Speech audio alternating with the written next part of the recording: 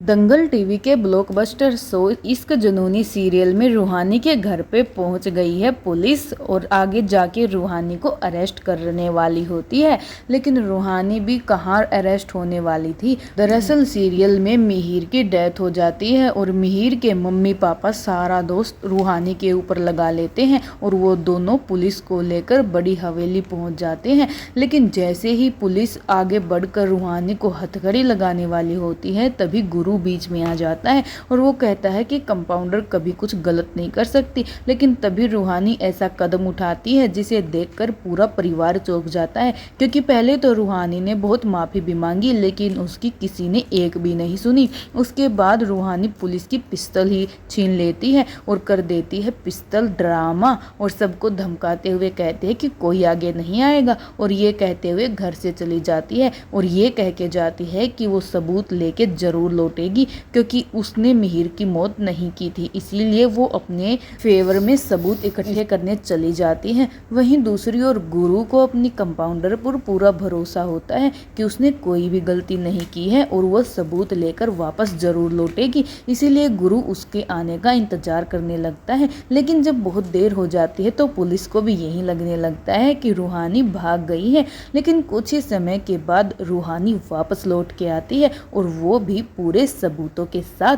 तभी वो पप्पन भैया और सिकंदर भैया को बुलाती है, वो भी एक कंबल के साथ, जिस कंबल को मामा ओढ़ के जाते थे, वो भी कुसुम माँ के पास, क्योंकि वही कंबल था जो रूहानी को बचा सकता था। जब सब लोग मामा को कंबल ओढ़ा रहे थे तो मामा ने बहुत छीना झपटी की, क्योंकि वो नहीं चाहते थे कि वो कंबल ओढ़े, क्योंकि ऐसा करते ही तो कुसुम उसे पहचान जाती कि ये वही है जिसको कुसुम ने बंद करके रखा था।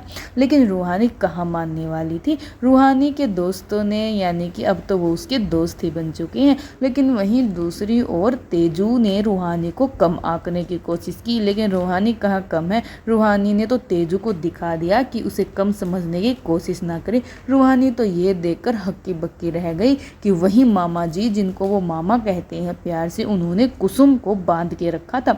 असल में रूहानी तो इस सच्चाई को पहले से ही जानती थी, लेकिन पूरे परिवार वालों को दिखाना जरूरी था। और जब ये सब ड्रामा होता है तो कुसुम पहचान जाती है कि ये तो वही इंसान है जिसने इसको अपने ही घर में बांध के रखा था।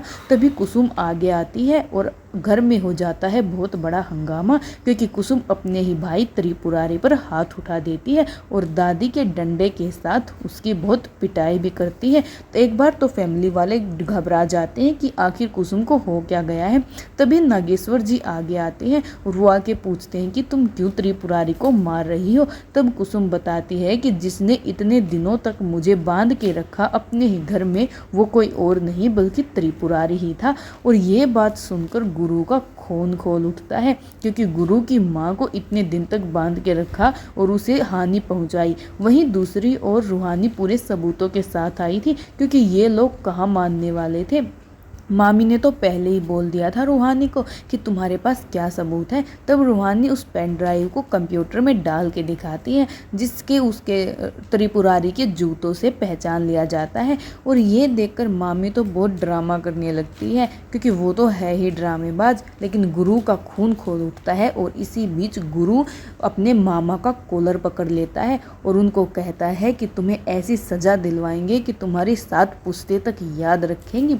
कुसुम तो चुपचाप खड़ी थी, क्योंकि उसके मुंह से तो कुछ शब्द नहीं निकल रहा था। लेकिन जब सारी सच्चाई बाहर आ जाती है तो सब कुछ साफ हो जाता है कि रूहानी ने कुछ नहीं किया है। वहीं पर दूसरी ओर मिहिर के मम्मी पापा के सामने भी सच्चाई आ जाती है और वो रूहानी से माफ़ी मांगते हैं। पहले तो वो लोग भी त्रिपुरारी के ऊपर हाथ उठाते हैं, भाई अब तो त्रिपुरारी की खैर नहीं है, क्योंकि नागेश्वर भी ये सोच के बहुत हैरान है कि उसका साला ही खुद उसकी बीवी का दुश्मन बना हुआ है। नागेश्वर भी उसे घर से बाहर निकाल देता है और जिस सिरिंज को मामा ने लगाया था वो सिरिंज भी रूहानी अपने साथ लेके आई थी और वो पुलिस को दे देती है ताकि दूध का दूध और पानी का पानी हो जाए। वहीं पर मिहिर के मम्मी पापा रूहानी से माफ़ी मांगने लगते हैं, क्योंकि उन्होंने इतनी बड़ी गलती जो की थी, उन्हें लग रहा था कि रूहानी ने ये सब कुछ किया है, लेकिन रूहानी ने तो कुछ किया ही नहीं था। इन सब के बाद मिहिर के मम्मी पापा घर से चले जाते हैं और फिर शुरू होता है मामी का ड्रामा।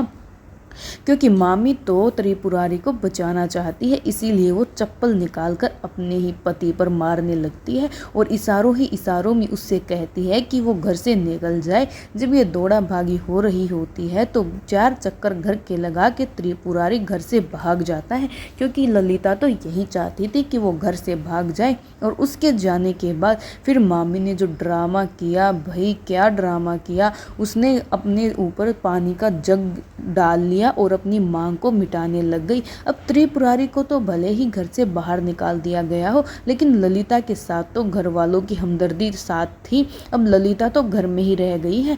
अब जो ललिता आगे ड्रामा करेगी वो देखने लायक होगा, क्योंकि मामी भी त्रिपुरारी को घर से बाहर निकालने के बाद चैन से बैठने वाली नहीं है। वैसे मामा जी का जो ड्रामा था वो तो सोल्व हो गया, लेकिन अब रहता है तेजू और गुरु की शादी का ड्रामा। आगे जो होगा वो देखना बड़ा ही मज़ेदार होगा। हम आपके लिए ऐसी अपडेट्स लाते रहते हैं।